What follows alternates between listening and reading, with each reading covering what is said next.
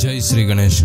भोलेनाथ को प्रसन्न करने के लिए कई व्रत त्योहार बताए गए, जिसमें सबसे अधिक महत्व प्रदोष व्रत को माना जाता है। हर माह की कृष्ण पक्ष और शुक्ल पक्ष की त्रयोदशी तिथि को प्रदोष व्रत रखने का विधान है। मान्यता है कि इस व्रत में शाम के समय जो शिव पूजन करते हैं उसके समस्त कार्य और मनोकामनाएं सिद्ध हो जाती। मंगलवार को पड़ने वाले प्रदोष को भौम प्रदोष या मंगल प्रदोष कहते हैं। शास्त्रों में सोम प्रदोष, शनि प्रदोष और भौम प्रदोष का बहुत ही विशेष महत्व है। भौम प्रदोष व्रत में शिव पूजा के साथ साथ हनुमान जी की भी उपासना की जाती है। भौम प्रदोष का महत्व, शास्त्रों में हनुमान जी को भगवान शिव के रुद्र अवतार बताए गए।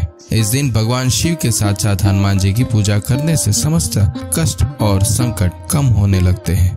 मंगलवार के दिन आने वाले प्रदोष को भौम प्रदोष या मंगल प्रदोष की व्रत कथा। एक नगर में एक वृद्धा रहती थी। उसका एक ही पुत्र था। वृद्धा की हनुमान जी पर गहरी आस्था थी। वह प्रत्येक मंगलवार को नियम पूर्वक व्रत रखकर हनुमान जी की आराधना करती थी।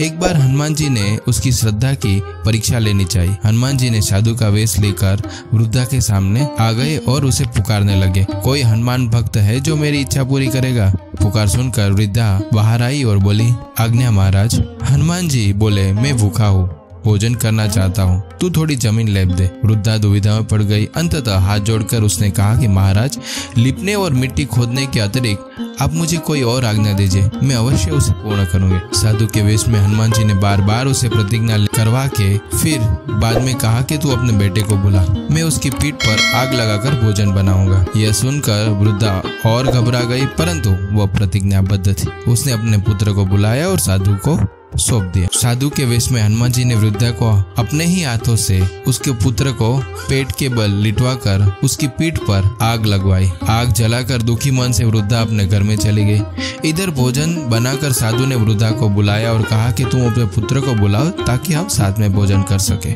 इस पर वृद्धा बोली, उसका नाम लेकर मुझे और कष्ट ना पहुंचाओ। लेकिन हनुमान जी महाराज नहीं माने तो वृद्धा ने अपने पुत्र को आवाज लगाई। अपने पुत्र को जीवित देखकर वृद्धा को बहुत आश्चर्य हुआ और वह साधु के चरणों में गिर पड़ी। हनुमान जी ने वास्तविक रूप में प्रकट हुए और वृद्धा को भक्ति का आशीर्वाद दिया। इस दिन विशेष शिव पूजा करनी चाहिए। इस दिन सुबह स्नान करके शिव पूजा कीजिए और शाम को स्नान करके शिव पूजा कीजिए। अगर हम ये व्रत नहीं रख सकते तो अवश्य संध्या के समय भगवान शिव को दर्शन जरूर कीजिए, शिव पूजा कीजिए। महामृत्युंजय मंत्र का जाप करना बहुत ही फलदायक होता है। ओम नमः शिवाय का मंत्र जाप कीजिए और विशेष शिव कृपा प्राप्त कीजिए। अगर आपको वीडियो अच्छा लगा हो तो इसे लाइक कीजिए, दूसरों के साथ शेयर कीजिए और इस चैनल को सब्सक्राइब कीजिए। ओम नमः शिवाय। जय श्री कृष्ण।